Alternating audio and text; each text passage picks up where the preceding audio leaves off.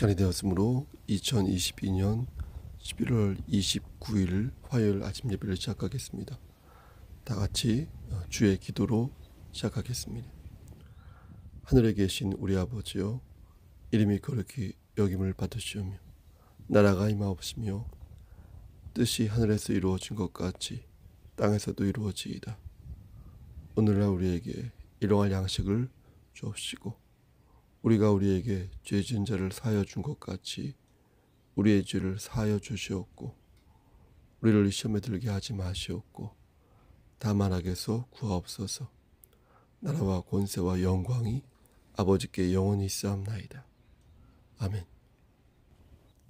거룩하시고 자비로우신 하나님 아버지, 하나님의 크신 사랑을 진심으로 감사드립니다. 오늘도 우리에게 새로운 하루를 허락하셔서 예배로 하루를 열 수 있도록 도와주시는 애 감사합니다. 하나님, 어제 지은 죄 있는데 회개하지 아니하고 잠들고 일어났다면 하나님 지금 회개하여서 정결한 마음으로 예배드릴 수 있도록 은총을 베풀어 주시옵소서. 하나님, 우리에게 영원한 생명을 허락하여 주신 하나님, 우리가 이 세상 살아갈 때에 머리가 될진데 꼬리가 되지 아니하기를 소원합니다.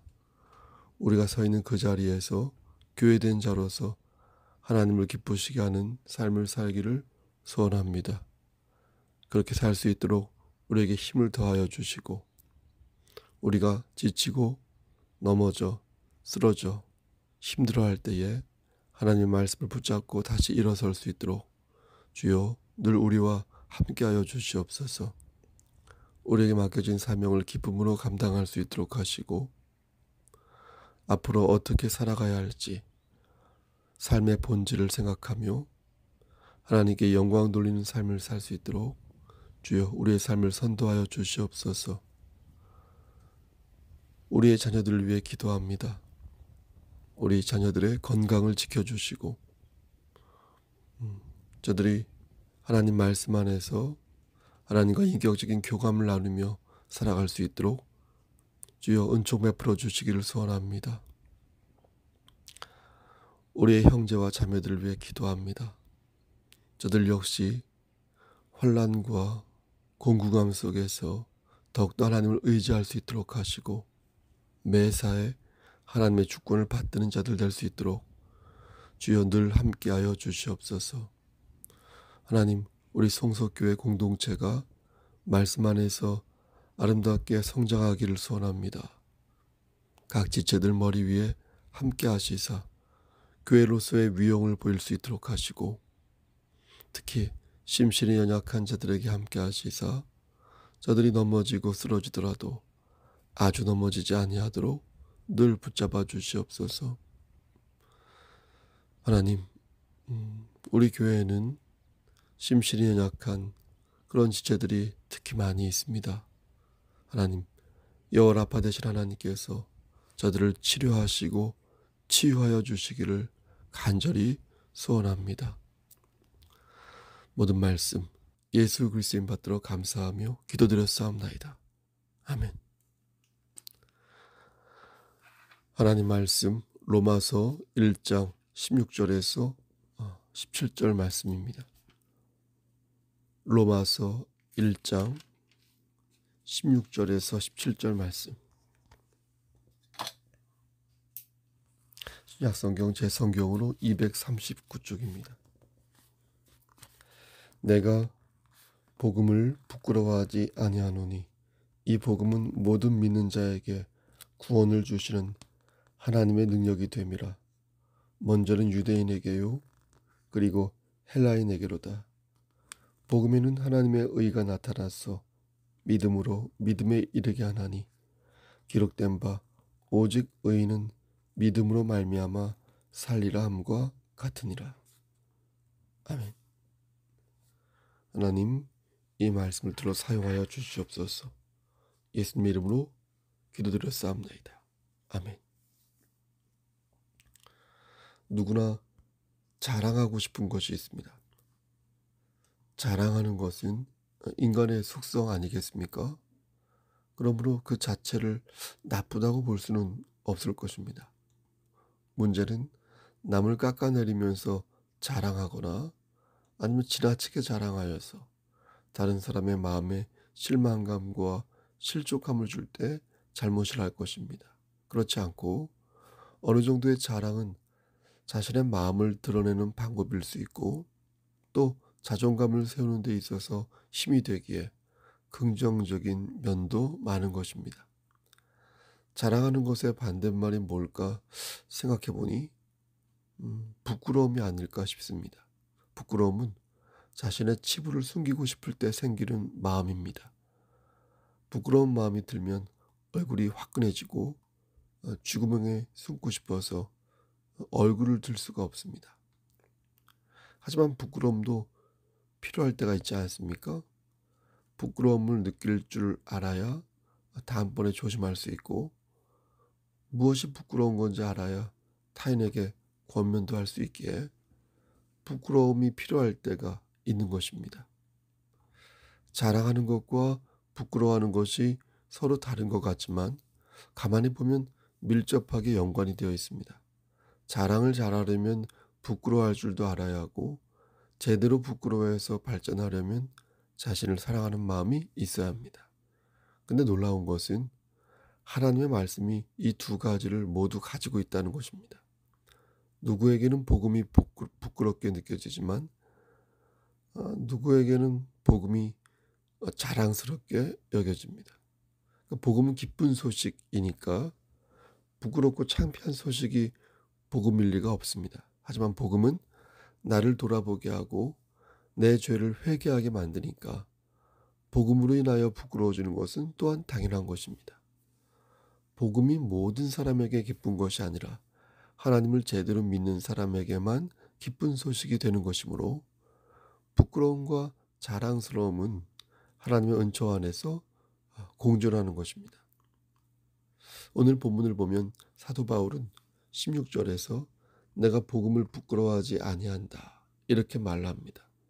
이렇게 보면 사도 바울에게는 복음이 부끄러운 것 같지 않고 자랑스러운 것 같습니다. 그렇다면 모든 사람이 그러한지 물을 때 그렇지 않다는 것을 우리는 잘 압니다. 내 죄를 돌아보게 하여 나를 부끄럽게 만드는 사람이 있는가 하면 그것과 상관없이 복음을 멀리하여 복음을 상대하는 것을 불쾌하게 생각하는 사람도 있는 것입니다. 그러니까 믿음을 가지고 복음을 보면 복음이 부끄럽지 않지만 믿음 없이 복음을 보면 어떻습니까? 복음이 부끄럽고 불편하며 심지어 불쾌하게 느껴질 수 있다는 것입니다. 당시 예수님은 작은 나라인 유다 백성 중 한 명이었습니다. 더욱이 예수님은 어떻습니까? 십자가에 달려 돌아가신 이른바 범법자였습니다. 이런 보잘것없고 수치스러운 전과자를 만방에 전파하면서 그가 하나님의 아들이라고 말하고 있으니 그리스도를 영접하지 않은 사람이 볼 때는 이해가 안 갈 것입니다. 하지만 사도 바울은 분명히 말합니다. 나는 복음을 부끄러워하지 않는다. 이 복음은 모든 믿는 자에게 구원을 주시는 하나님의 능력이기 때문이다. 하나님의 능력이 되기 때문이다. 그러니까 주님을 주님으로 보기에 복음이 부끄럽지 않다는 것입니다. 이 말씀은 지금 우리에게도 똑같이 적용됩니다. 우리가 예수님을 구세주로 생각한다면 복음은 처음부터 끝까지 어떻습니까? 예? 자랑스러운 것이지만 예수님을 그렇고 그런 인물로 생각한다면 말씀드린 것처럼 복음은 처음부터 끝까지 부끄러운 대상이 되는 것입니다. 여기에 그치지 않습니다. 복음은 나와 하나님과의 관계를 설정하는 데 있어서 가장 중요한 역할을 합니다. 우리가 복음을 자랑스럽게 받아들이면, 다시 말해서 예수님을 구세주로 받아들이면 그 고백으로 성령 하나님의 역사가 있지만 그러한 고백 없이 복음을 띄엄띄엄하게 대하면 성령 하나님의 역사를 기대할 수가 없는 것입니다. 복음을 부끄럽게 생각하느냐 아니면 바울처럼 자랑스럽게 생각하느냐에 따라 우리의 삶의 판도가 달라지는 것입니다. 여러분에게 복음은 무엇입니까? 부끄러운 것입니까? 아니면 자랑스러운 것입니까? 진정 복음이 자랑스럽다면 여러분의 삶 속에서 어떻게 복음을 투영하고 적용하고 있습니까? 복음을 위해 여러분들은 어떤 준비와 계획을 하고 있습니까? 사도 바울은 복음이 부끄럽지 않다고 하였습니다. 그리고 자신이 하나님으로부터 선택된 이유가 복음 때문이라고 말하였습니다. 다시 말해서 복음을 전하기 위해 자신이 하나님으로부터 선택을 받았고, 이로써 나는 로마에 있는 너희들에게 이 복음을 담대히 전하게 되었다고 고백하였습니다. 제가 가장 이해할 수 없는 모습이 바로 여기에 있습니다. 하나님을 모르는 사람이 복음을 부끄럽게 생각하는 것은 어찌 보면 당연합니다. 왜냐하면 그들에게 있어서 예수 그리스도는 그냥 유다 백성 중에 한 명이요, 억울하게 죽은 범법자일 것이기에 저는 그들이 복음을 부끄럽게 생각하고 예수님이 별거 아니라고 생각하는 것이 이해가 되는 면이 있는 것입니다. 하지만 택함을 받은 백성들이 복음을 부끄럽게 생각한다면 이걸 어떻게 이해해야 할까요? 과연 그들이 택함을 입은 자가 맞을까요? 그들은 복음을 부끄러워합니다. 그래서 그들은 복음을 멀리합니다. 그들은 복음의 수준이 세상 학문과 비교해 볼 때 떨어진다고 생각합니다. 세상의 교양과 지식이 복음보다 훨씬 위대하다고 생각합니다. 많은 교회가 빛과 소금의 역할을 감당하고 있지 못한 것이 사실이지만, 그래도 그동안 교회가 이 땅에서 맺은 열매를 생각하면 비난 일색으로 교회를 무시하는 것도 잘못된 거 아니겠습니까? 목사가 되려면 기본적인 지식 위에 사실 지식이 더 있어야 합니다. 교양도 있어야 하고 언어 해석력도 있어야 되고, 무엇보다도 매일매일 하나님의 말씀으로 자신을 무장하는 훈련을 멈추지 말아야 합니다. 근데 목사를 대하는 몇몇 성도들의 태도가 세상에서 볼 때 우리 교회 말고요, 눈에 거슬립니다. 너무 막대하는 것 같고 너무 쉽게 말하는 것 같습니다. 물론 본인의 권위는 본인이 세우는 것이지만 우리 사회 분위기상 이런 분위기가 만연해진 것을 목도하는 것입니다. 복음과 복음을 전하는 목사, 분명 다릅니다. 분명 다릅니다. 복음은 그 자체로 완벽하지만 목사는 실수와 오점투성이기 때문입니다. 하지만 복음을 사랑하게 되면 복음을 전하는 사람도 귀하게 여길 줄을 알아야 합니다. 우리말 속담에 아내가 고우면 처갓집 말뚝을 보고도 절을 한다는 말처럼 맞죠? 복음을 사랑하게 되면 복음을 전하는 사람도 귀하게 생각한다는 것입니다. 사도 바울은 로마에 있는 교회에 편지를 쓰면서 너희가 받은 그 복음이 얼마나 귀한 것인지를 강조하면서 너희가 이 복음을 부끄럽게 생각한다면 너희는 진정 하나님의 부르심을 받은 자가 아니라고 강조합니다. 물론 정도의 차이는 있고 하나님께서 부르셨다고 해서 모든 사람이 열정적인 것은 아닙니다.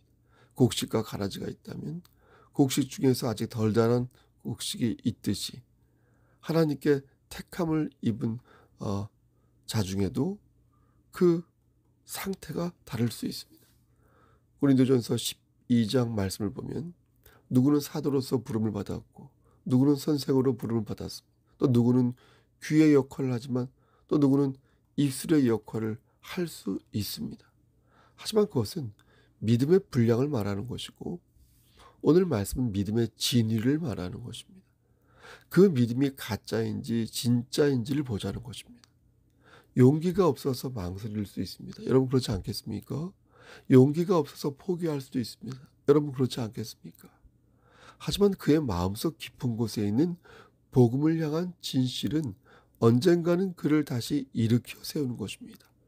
따라서 복음을 향한 진실이 없는 자는 결코 하나님의 자녀라고 말할 수가 없는 것입니다. 여러분 그럼 어떻게 해야 할까요? 두 가지 경우가 있겠습니다.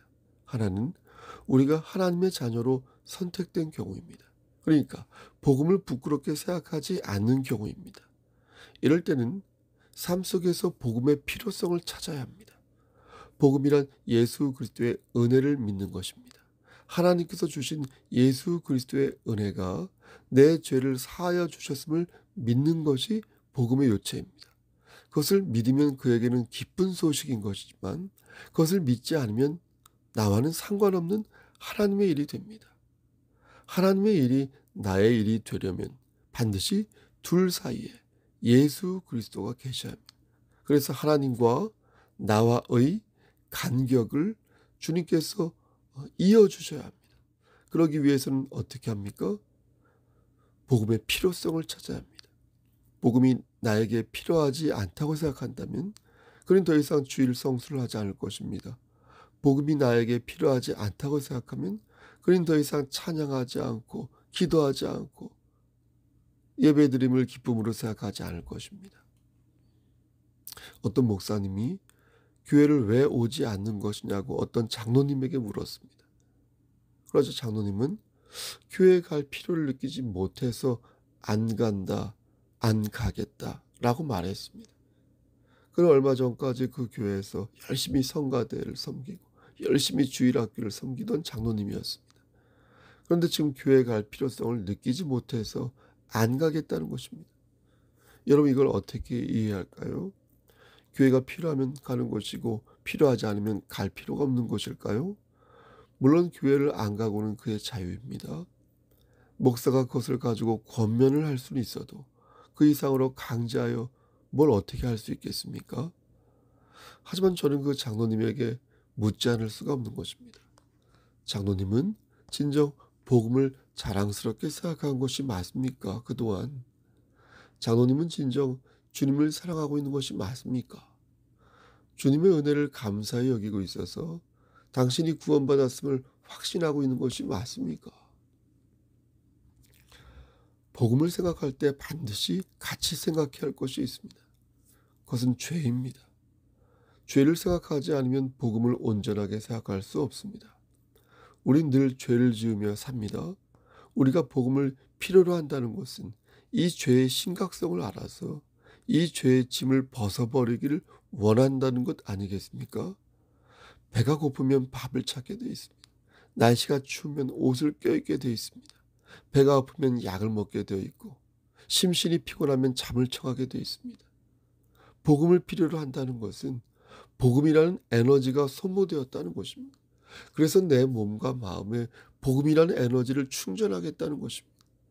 그런데 그 장로님은 복음이 지금 필요로 없다고 하니 그럼 배가 부른다는 것이고 먹기 싫다는 것인데 교회 자체를 안 나오겠다고 하니 이것처럼 더한 문제가 어디 있겠습니까? 세상의 탐욕에 젖은 것을 두고 복음에 배부른 것이라고 말해서는 아니 된다는 것입니다. 세상의 향락에 젖은 것을 두고 복음을 많이 먹어서 더 이상 먹을 필요가 없다고 말해서는 아니 된다는 것입니다. 그가 정말로 복음의 배가 불러서 더 이상 복음이 필요하지 않다면 그건 그것을 감사해야 할 것이지 교회를 떠나 세상의 향락을 즐기면 아니 되는 것입니다. 그것은 복음을 자랑하는 것이 아니라 복음을 회피하는 것이요. 나아가 복음을 부끄럽게 생각하는 부끄러운 자의 모습인 것입니다. 이제 남은 한 가지 경우입니다.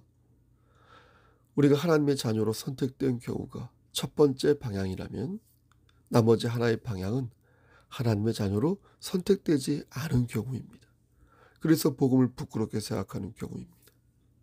자신의 결핍을 발견하지 않다 보니 자신의 죄가 보이지 않고 그러다 보니 복음의 필요성을 느끼지 못하고 그러다 보니 자기 마음대로 교회를 왔다 갔다 합니다. 그에게 교회는 잠시 쉬었다 가는 것이요. 그에게 교회는 외로운 마음을 위로받는 곳이며 그에게 교회는 언제나 부르기만 하면 문을 열어주고 언제나 부르기만 하면 기도해줄 그럴 것입니다. 하지만 그것은 복음을 값싸게 여기는 생각입니다. 사랑하는 성도 여러분, 우리가 받은 은혜는 결코 값싼 은혜가 아닙니다. 우리가 값없이 하나님께 은혜를 받았다고 해서 이 가치를 우습게 여기는데 그것은 하나님의 사랑을 모독하는 것이요. 주의 은혜가 어떻게 만들어졌는지 그 내막을 모르고 하는 소리입니다. 하나님이 주신 은혜는 싸구려 은혜가 아닙니다. 아무나 받을 수 있는 은총이 아닙니다. 우리는 잘 알고 있습니다.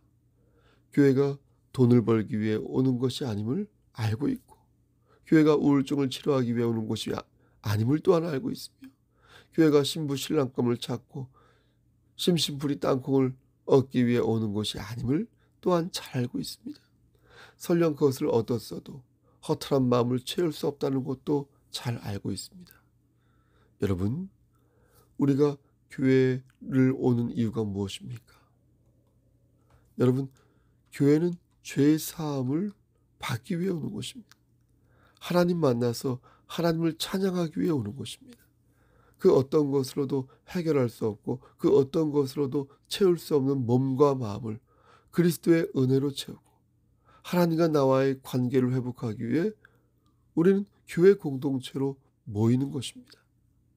사랑하는 송석교회 성도 여러분, 그리고 경천노의 목사님들, 그러므로 신앙의 본질을 잃지 맙시다. 복음을 지금보다 더 사랑합시다. 하나님을 능욕하는 모든 행위와 맞서 담대히 싸웁시다. 복음은 나의 컨디션에 따라 필요하고 또 필요하지 않은 게 아니라 믿는 자로서 항상 필요한 능력이란 사실을 잊지 맙시다.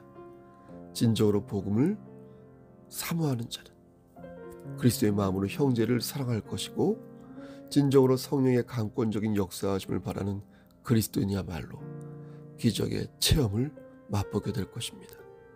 오직 하나님께서 주신 믿음으로 하나님의 의를 드러내는 여러분 되시기를 주님의 이름 받들어 간절히 축원합니다. 아멘. 이제는 우리를 죄에서 구속하여 주신 우리 구주 예수 그리스도의 은혜와 아버지 하나님의 만극하신 그 사랑하심과 성령 하나님의 교통하시고 인도하시는 모든 역사하심이 복음을 자랑스럽게 생각하여 우리 안에 뿌려진 복음으로 이 세상을 선도하고 하나님의 나라를 확장하며 우리가 서 있는 그 자리에서 예수 그리스도의 냄새를 바라기를 소원하는 여기 모인 성도와 그들의 가정과 이 제단과 이 나라 위에 하나님의 사랑하심이 세세토록 함께 계실지어다. 아멘. 예배를 마쳤습니다. 오늘 하루도 주 안에서 승리하시기를 소원하며 무슨 일이 있으면 연락 주시기를 바라겠습니다. 여러분, 부담 없이 연락을 주십시오. 언제든지 신방을 갖도록 하겠습니다. 샬롬.